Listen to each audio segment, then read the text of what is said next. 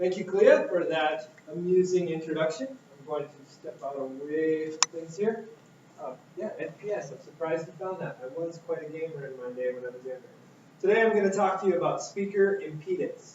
How many people know what the meaning of the word impedance is? A couple. Good, good. My usual reaction is, speaker what? What did you say? So today we're going to talk about speaker impedance. And the reason I'm talking about this is it's something that I'm dealing with right now. My wife and her two brothers are putting together a store, and they want to have music playing through the store. We've rented a space. Turns out someone has already wired the place for speakers. So my brother-in-law said, well, can't we just get a new stereo system and use those existing speakers? We went and looked at the stereo system that's in place now, and it is one of the cheapest stereos that I've ever seen. It's the kind where they used to sell it in a glass case, and it looks like there's a separate CD, a separate tape, and a separate receiver. But in actuality, it's just one big piece of plastic with indentations to make them look separate. Anyone know this kind of stereo system? Very cheap. So they're asking me, well, can't we just take out that stereo system, leave in the speakers, get a good stereo system with a CD player, maybe some Pandora streaming in? Can we do that? And I said, it depends. It depends on our speaker impedance. So impedance, this is Wikipedia's definition of impedance. A little long, a little boring. There's my definition of impedance. The resistance to the flow of electricity. Resistance in speakers is measured in what they call ohms. Like you would measure distance in feet. When you're measuring electrical resistance, we measure it in ohms. 8 ohms is typically what you see. If you see 8 ohms, that's normal. This is the back of a speaker panel that I got off the internet. And if you look down here, you'll see nominal impedance 8 ohms. What you can think of when you see 8 ohms is normal. Everything's cool. Sine qua non. This is an example of a good speaker and a cheap speaker. Low impedance, such as 0 ohm speakers, are either cheap quality or they're meant for low amplifiers. These are car speakers. The one on the left here, you can tell that this magnet, or round area, is bigger than this magnet. This is the one that came with a Nissan car and is rated at 2 ohms. So remember I said 8 ohms is normal, 2 ohms, cheap. It's either cheap or it's meant for a low power amplifier. The radios that you get in your car when you buy a new car, very low power. Unless it says Bose, unless it says Infinity, very low power. So the rule of thumb is the heavier your stereo speaker, the heavier your stereo unit, the better quality it is. This goes with speakers, amps, and subs. This leads me to a story. When I first moved to St. Michael, after we got married in 2005, I was driving down the street, my windows down, it was very hot, I'm sitting at the stoplight right in the middle of St. Michael, and a white van pulls up next to me. 2 men inside of it. The guy on the passenger side leans over and says, hey man. And I said, yeah? He goes, do you like home theater equipment? You interested in some home theater equipment? And we happened to be revamping a room in our house to do that exact thing. I said, yeah, I'm interested. Pull into this parking lot. I got something to show you. So I pull into the parking lot. It's a public place. It's safe. They get out of the van. They open up the double doors on the white van with no windows. And inside are all of these boxes. And they're all labeled stereo equipment. And I know a little bit about stereo equipment, but I'm still a pretty savvy consumer. So I'm looking at it. Floor speaker, subwoofer, receiver, tuner, all this kind of stuff.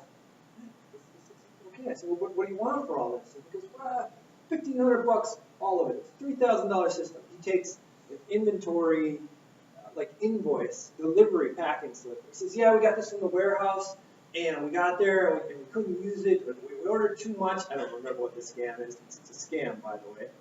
He says, and if I bring this back, my boss is going to be PO'd at me.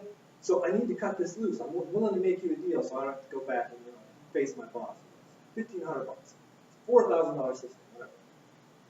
Oh, okay, well, can I look at that speaker? Because I don't recognize any of the names on these speakers. Well, yeah, what's to look at? It's right there. It's a brand name speaker. I want to see it because I want to make sure that I got 2 mid-ranges for my home theater. finally I talked this guy into opening the speaker. So he opens it up, he takes it out. It's a wood grain 4-standing speaker about this tall, a couple $1,000 for a pair of them, a really good pair. He takes it out of the box. I put my hands on it, I lift it. It literally weighs like a coffee cup. The wood was all particle board. I could tell just by lifting it, going back to my rule of thumb about weight, how cheap it was. Now I know it's a scam for sure, and I decide to just kind of, what's the word for this, where you play along with the scammer to see how long you can waste their time. So I asked him, I said, yeah, I love that speaker, I love that speaker. Let me see the receiver too. Well, I don't want to take it off. No, I'm going to buy it. I'm really interested. Let me see the receiver too. Cuts open the receiver box, and it's these old style, looks like 3-4 separate components, but it's really one piece of plastic. He lifts that out of the box. It's this big, and it weighs about a pound and a half. The LEDs on it, where it would say, 0 to 25, and they're all separate LEDs. I could tell that they weren't separate LEDs. They were cut into sections. You probably just had a single bulb on it. Cheapest stuff you ever seen. So finally, I get tired of playing with this guy. I said, no, I changed my mind. I don't want this. Oh no, you can't change your mind. I opened all this. Sorry, I get in my car, I drive away. I go home and I Google speaker scam, and I actually find this is a well-known scam called the white band scam. Okay, so you're talking about resistance in speakers. Why would I not want a lot of resistance in my speakers? Or don't I want small resistance in my speakers so my amp can push a lot of current through it? Isn't that better? It turns out it's not, and I'm going to show you that. So if we take this piece of paper and we pretend this is my speaker, I'm the radio. I've been showing this for a long time, but I saw it on YouTube. I'm the radio, and I have to supply steady current to this speaker. So this is a high resistance type speaker, right? I have to blow through a straw.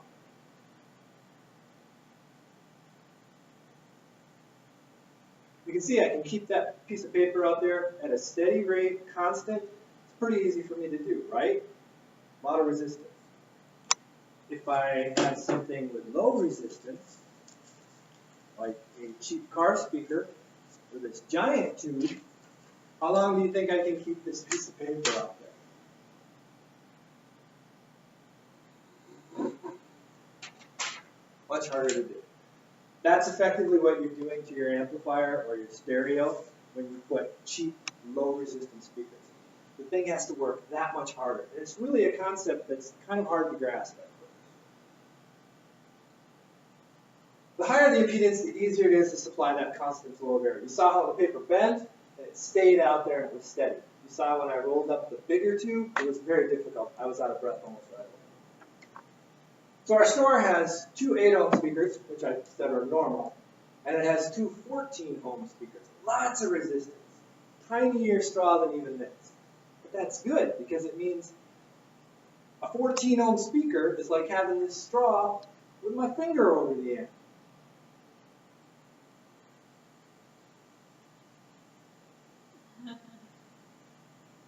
I can blow for a long time at a steady rate.